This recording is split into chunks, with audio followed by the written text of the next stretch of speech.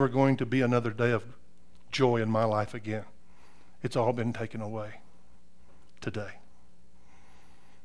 And Robin looked at me with that look, and she said, you know that's not true. After all, who knew him best on this earth? You did. Who had no secrets between each other? You and him had no secrets. All those times you spent on the patio talking about stuff, all that special stuff you had together. Remember all of that. We're going to need your strength to get through this. We can't do it without you.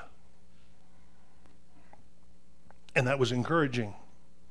Of course, that's what Robin's always been to me, is encouraging. And then I think back. I think back on the last day that I was with Blake before he took off to start his two-a-day football practices.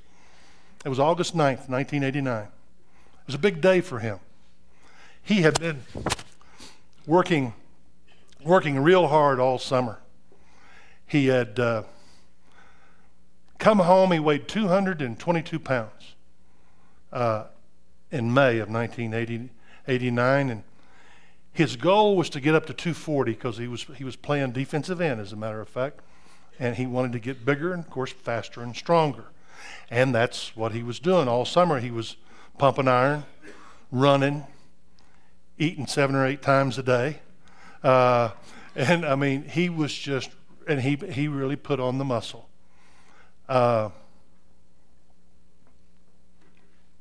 fact, a friend of ours, David and Kay Nicholas, well, I've known David since I was 15 years old. That's when I first met him, when we first moved to Enid. And he came over to the cabin a couple of days ago and brought some pictures. And it was July 1989. And it was pictures of myself, my son Blake, my father-in-law, and one of my nephews playing volleyball, or attempting to play volleyball, out at David and Kay's ranch out in the mountains. And that's a special gift, David, and thank you so much. Robin and I looked at those pictures and said, oh my goodness, look how big he was. Remember, because he had worked real hard that year to get big. On August the 9th of that year, he went up to work out up at Edmond Memorial High School, and his old high school coach, Rick Jones, he was still there, and Rick knew how important it was for Blake to get bigger and stronger, so he stood up there and he said, Blake, let me weigh you in. And he jumped up on the scales, and 241 pounds. All right.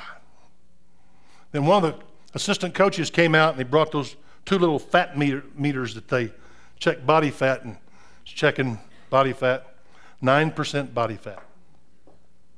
He was 6'4". He was built like Tarzan, and he looked like his mother. I mean, the kid was absolutely beautiful, you know. He comes running home after he worked out that day, hollering for me, and I was upstairs, and I came down and standing there with a big smile on his face, and he looked at me and he says, 241, 9% body fat, come get you some of this. That was, and what he meant by that is, for years we'd been arm wrestling. That was the deal. My dad caused all of that stuff because he had told Blake, when Blake was a sophomore in high school, he said, you know how old your daddy was before he could finally beat me at arm wrestling?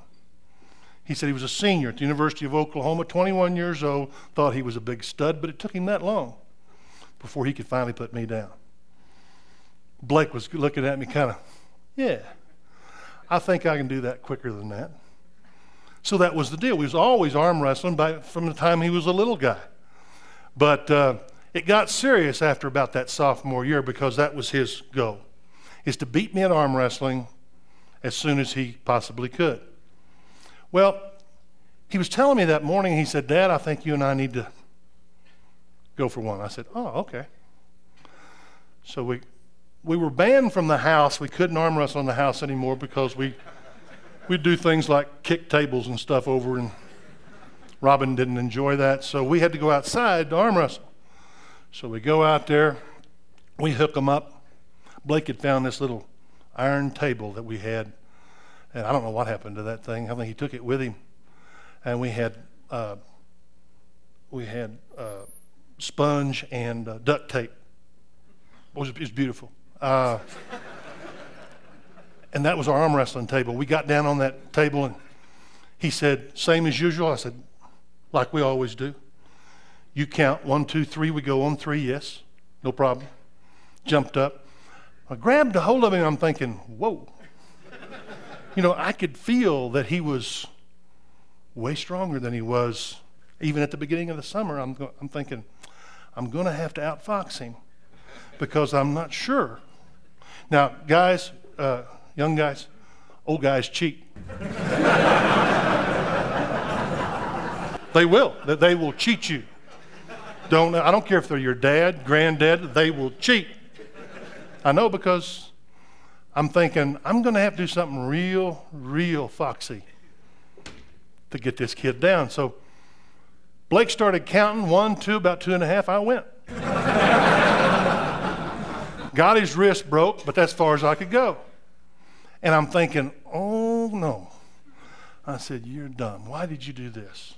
You got yourself in a situation now and you can't do a whole lot about it. So since you've already cheated once, might as well a little bit. So I raised my elbow just a little bit off the table and got him down. He gets up and he says, Dad, you cheated.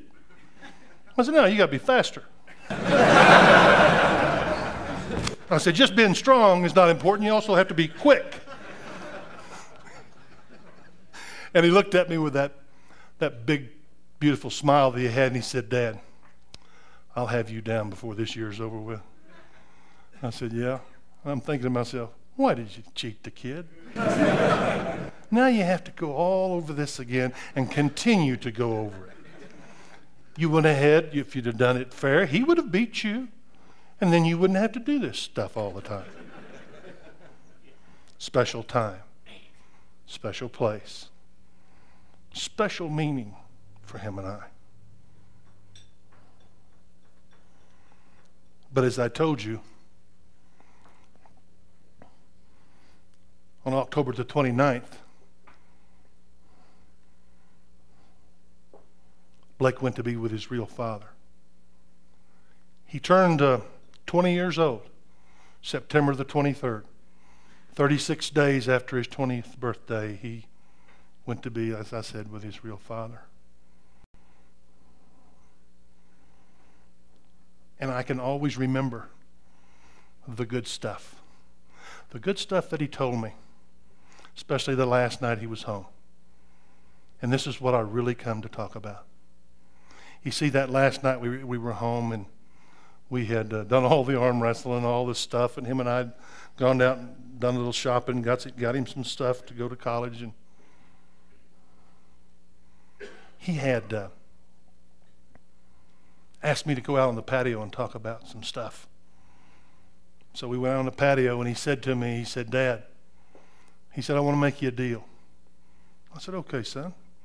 I said, what deal you want to make with me? He said, I know you worry about me, but you don't need to anymore. I'm okay. I'm doing exactly what I want to do, where I want to do it. Things are going well for me. I'm really excited about this year coming up. He said, but I want you to know one thing. I'll never touch a drop of alcohol as long as I live, as long as you don't. I said, that's a deal. And that big, beautiful kid got up and he gave me a hug and he told me how much he loved me. And then he gave me this gift. He said, Dad, every man needs a motto to live by. I know what mine is now. He said, do you remember that summer between my sophomore and junior year in high school? And I went up to Oklahoma State University, up to that FCA summer conference. It was a 5-day conference. I said, yeah. He said, I had a real special group. There were 8 of us in my huddled group. And there was a young Oklahoma State football player. He said, I don't even remember his name. He was a walk-on. He didn't even have a scholarship. He didn't even get to suit up for games on Saturday. But he was our